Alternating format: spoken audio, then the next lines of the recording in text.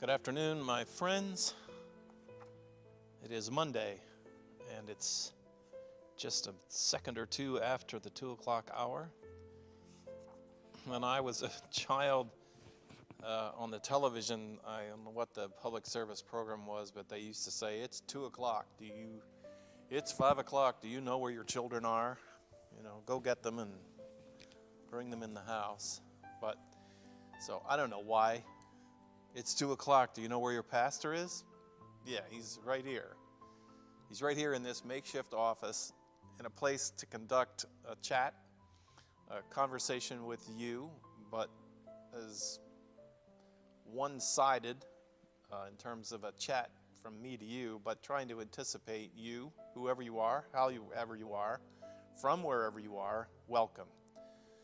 This is the Pastor's Chat from the High Mountain Presbyterian Church, and I'm Pastor Luke Kilgore. There's a chair next to me. In the framing, I don't always know whether you can see it, but it's right here, same chair as I'm sitting in, and I like to imagine that you might be sitting there, answering the question, how are you doing?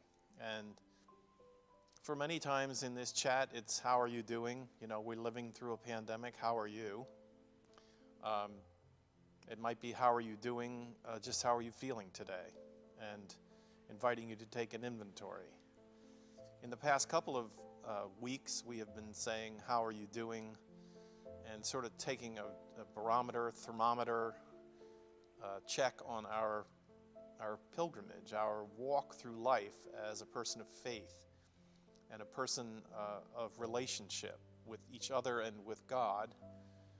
As hard as that is to imagine, just taking a little check and trying to look at what parts we're bringing to the relationship that are making it easier and what parts are we bringing that are making it harder. Because as we know, human beings have a tendency to get in the way of what we want. And that's just the reality about human beings. We're not straightforward. And so we're in the season of Lent. And I've been making the case over the past couple of weeks that Lent offers up a way of structuring relationships. I've been talking about structure in relationships is good. And some repetition. I have a kindergarten teacher when I was a principal of a private Christian school many, many years ago. I had a kindergarten teacher who used to say, her name was Jan Bates, and a great kindergarten teacher. And she said to me over and over, "Pastor Lou, one thing you learn when you come into my kindergarten class is that human beings are creatures of habit. They are creatures of habit, and their anxiety goes down, their learning increases when you can duplicate life, when you can repeat, when you can create habits and ways for them to circle time was always at 9:15, and having the regular course of their life enhances their ability to move out into life." And of course, talking to me as a kindergarten teacher, she was always saying, and by the way, it's not a bad idea to remind adults that doesn't change when we become adults. So here we are. We're working on, 12 habits of highly effective people, because we're reviewing the 12-step program, 12 steps of spirituality. We're adapting the 12 steps for recovery and sobriety to a kind of more general, what if these steps,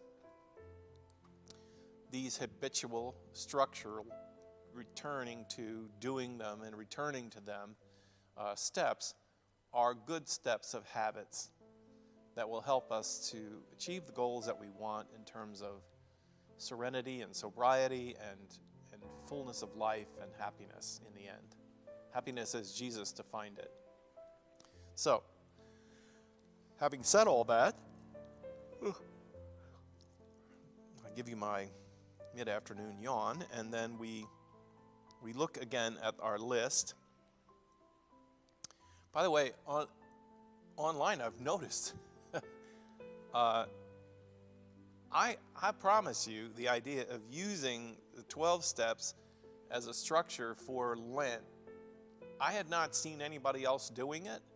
I'm not trying to say I started it, but I'm aware, because of what I see online, how many other institutions, churches, and disciplines this year are using 12 steps as 12 steps of spirituality.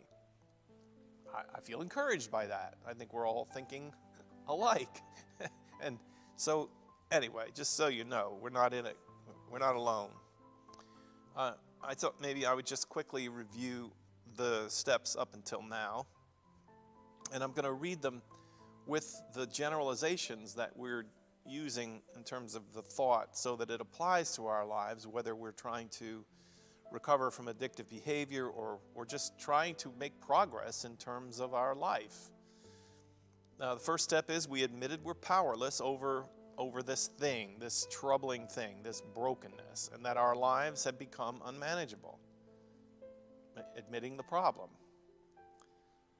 We came to believe that God, or a power greater than ourselves, this is really important, that something besides us, we are not the limits of our lives, but a power greater than ourselves could restore us to unity.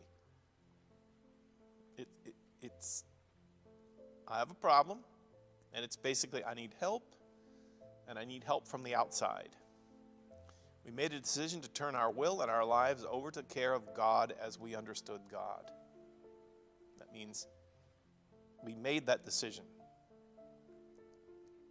We're going to go for it. Then having done that and rehearsing, it takes a while to really get there. It's not something you go, oh, snap, 3 steps, easy. You have to really work at it, because your life keeps coming back to you and saying, oh, I have to deal with this, I have to deal with this. And you have to keep constantly saying, no, I got to give this over. I got to give this to God. I got to invite my friend in to hear me talk about this, because I've learned from years of trying, this isn't something I'm going to do on my own. Then made a searching and fearless inventory of ourselves. Trying to look at the wreckage of what it's been like to have tried to live this self-centered self-inventory without the help of others, and what wreckage it's causing in our lives. Step 5, admitted to God, to ourselves, and to another human being the exact nature of our wrongs. That's pretty rock solid right into the pathway of Christian life and of other disciplines of faith too, Jewish and even Muslim. We were entirely ready to have God remove all these defects of character. Sometimes we miss our bad behavior. We romanticize it. We think, yeah, it's like that was when I was really free. We tell stories about our past, like as if that was all so fabulous. We're entirely ready to have God remove these defects of character. And we humbly ask God to remove our shortcomings. God, I want to move forward without this. Sometimes our broken ways are our comfort. They are our security blankets. Someone once said that if you're thinking about addiction, the trouble with trying to help an addict to set the drink down is that the alcohol is the addict's best friend. It is the addict's best friend. It's the one thing that always accepts him just as he is, or her just as she is, and always makes her feel better. Not in the long run, but that doesn't occur. And so an addict will trade every person, every situation, every job, every car, every child. They will trade everything in their path to be able to retain that relationship with that best friend. And I think it's true for most of our compulsive behaviors. We made direct amends. We made a list of all the persons we had harmed and became willing to make amends to them all. So this isn't just an inward journey. This moves outward into our lives. We made direct amends. We fixed things. We apologized. We paid back lost money. We make amends. Making amends. Some of the court systems today are beginning to understand the importance of people who do things. Yes, they come to a place where they can say to the judge, I'm really sorry. And some of the court systems are moving into an area where they recognize that for the good of those offended, and even for the good of the one who made the mistake, an opportunity to make amends. That's solid human relationships. It's solid relationships in terms of relationships to God. It's how we show that we really have remorse. Made direct amends to such people. And here's the caution. Whenever possible, because if you're in this program, you recognize that yourself and what you need is not the beginning and the end of the Lenten journey. What you need always has to be understood in terms of the context of others. So maybe you do need to make amends. Maybe it would make you feel so much, lift the burden of guilt if you could make amends. But as you go about the process of trying to determine, can you make amends, you have to be aware. I can't even go into all the complications. But there are just some times, my friends, where you make mistakes, or you hurt people, or you do things where in the end, you have to accept the forgiveness and you cannot drag them back into it. You may be revealing something about a relationship you had with them that now someone has no idea of, and they have chosen to never mention you. They've chosen to never talk about it. They've chosen to put it in the past, and they mean it, and they want it to stay there. And you come along and say, oh, let me make it up to you. You have to be ready to understand that this journey of the Christian faith is not a self-centered journey. It's a journey out of the self. It's a journey out of self-centered living. In my sermon yesterday, if you'll allow me to refer to it, Jesus said, take up your cross and follow me. And I offered that one of the ways we take up our cross is that we take up our cross when we stop living only for ourselves, and that we live for together. We live for us together. And that becomes the journey. Make amends to such people wherever possible, except when to do so would injure them or others. We continued to take personal inventory. This is the new step now for today. Continued to take personal inventory. And when we were wrong, we promptly admitted it. And this is where we come down to, the daily maintenance.